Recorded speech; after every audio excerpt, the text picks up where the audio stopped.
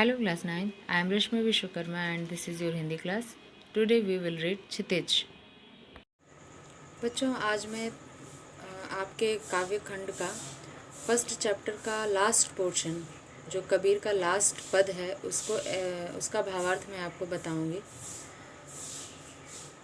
दूसरा पद है, संतो भाई आई ज्ञान की आंधी रे, भ्रम की टाटी सवै उड़ानी, माया रहे न बांधी, हिति चित्त की द्वैथूनि गिरानी, मोह बलिंदा टूटा, तृष्णा छानी परी घर ऊपरी ऊपरी कुबति का भांडा फूटा, जोग जुगति करी संतव बांधी, निरच चुवै न पाड़ी, कूड़ कपट का याका निकस्या, हरि की गति जब जानी, आंधी पीछे जो जल बूटा, प्रेम हरि तन भीना, कहे कबीर भान के प्रगटे, उदित भया तम खीना। इस पद को समझने से पहले आप इस चित्र को समझिए। यह एक झोपड़ी का चित्र है जिसमें यह जो पोर्शन है चारों तरफ से जो ये लगा हुआ है इसको टाटी कहा जाता है। टाटी या भ्रम की, पहले आप इसे ये समझ लीजिए, ये टाटी है। यह दो खंभे हैं। यह बल्ली या बलिंडा इसको कहा जाता है। रस्सियों द्वारा इसको जगह जगह बांधा जाता है। यह छप्पर है या छानी। तो इन सभी पार्ट्स से एक झोपड़ी का निर्माण होता है। अगर बहुत तेज़ आंधी बहती है, बहुत तेज़ आंधी आती है तो झोपड़ी का तिनका तिनका उड़ जाता है। यह टाटी टूटती है, रस्सियाँ टूट जाती हैं, खंभे टूट जाते हैं, यह बल्ली भी टूट जाती है, छत उड़ जाती है। ये सारी घटनाएं होती हैं आंधी आने पर। कबीरदास क्या कहते हैं कि इसी आंधी का उदाहरण देकर कि एक आंधी आने पर झोपड़ी कैसे उड़ती है, तो इसी का उदाहरण देकर वह यह बताने का प्रयास करते हैं कि जब व्यक्ति के जीवन में ज्ञान का प्रकाश आता है, ज्ञान रूपी आंधी आती है, तो यह झोपड़ी के जो विभिन्न भाग हैं वो मनुष्य के विभिन्न बुराइयों के प्रतीक हैं। तो एक एक करके ये सारी बुराइयां कैसे समाप्त होती जाती हैं वही इस पद में कबीरदास ने बताया है। इसका भावार्थ देखिए। संतो भाई आई ज्ञान की आंधी रे। कबीरदास कहते हैं कि हे संतो, ज्ञान रूपी आंधी आई है और इसके आने से क्या हुआ है। भ्रम की टाटी सबे उड़ानी। भ्रम रूपी टाटी जो झोपड़ी को घेर के रखी थी वह सब उड़ गई है। माया रहे न बांधी, और इसे माया रूपी रस्सी अब बांध नहीं पा रही है।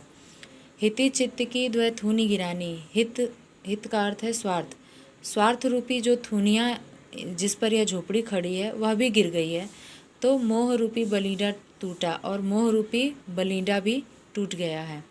तृष्णा छान परी घर ऊपर, कुबधि का भांडा फूटा। और जब ज्ञान रूपी आंधी आती है तो तृष्णा का अर्थ होता है इच्छा। इच्छा रूपी छत जो घर के ऊपर पड़ी थी वह भी उड़ गई। और इससे क्या हुआ कि घर में जो उस झोपड़ी में जो कुबधि यानी कुबुद्धि के रूप में जो बर्तन पड़े हुए थे वह भी टूट गए, यानी कुबुद्धि भी समाप्त हो गई। इस सब के बाद क्या हुआ, जब झोपड़ी पूरी तरह से उड़ गई, टूट गई, तो जो संत समाज था उसने क्या किया, जोग जुगत किया। योग और साधना का उपाय करके एक नई छत का निर्माण किया। नीरज चूहे न पानी, जिससे थोड़ा भी पानी नहीं चूता। कूड़ कपट काया का निकस्या, हरि की गति जब जानी। और जब व्यक्ति ने ईश्वर के विषय में जान लिया, हरि की गति को जब जान लिया, हरि मतलब होता है ईश्वर, ईश्वर के विषय में जब व्यक्ति ने जान लिया तो उसके शरीर का कूड़ कपट निकल गया। कूड़ कपट अर्थात छल कपट निकल गया।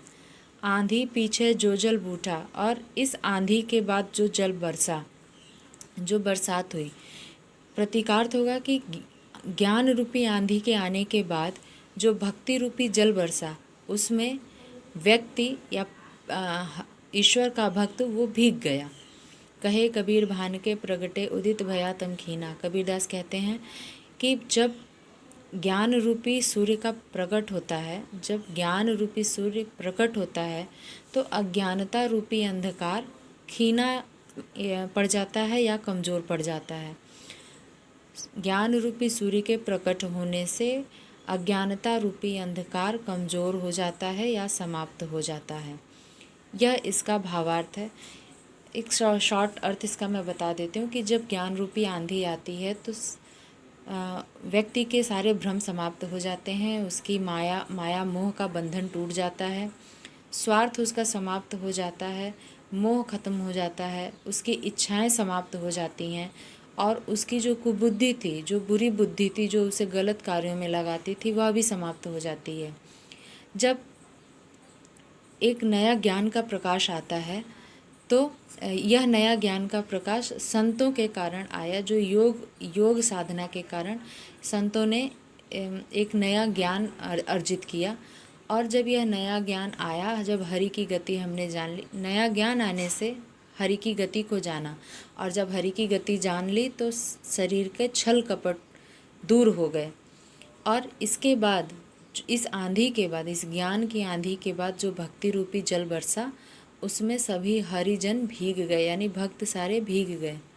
कबीरदास कहते हैं कि ज्ञान रूपी सूर्य के प्रकट होने से तम रूपी अज्ञानता रूपी अंधकार कमज़ोर पड़ जाता है या समाप्त हो जाता है। यही इस पद का भावार्थ है। उम्मीद है आपको समझ में आ गया होगा। Thank you so much.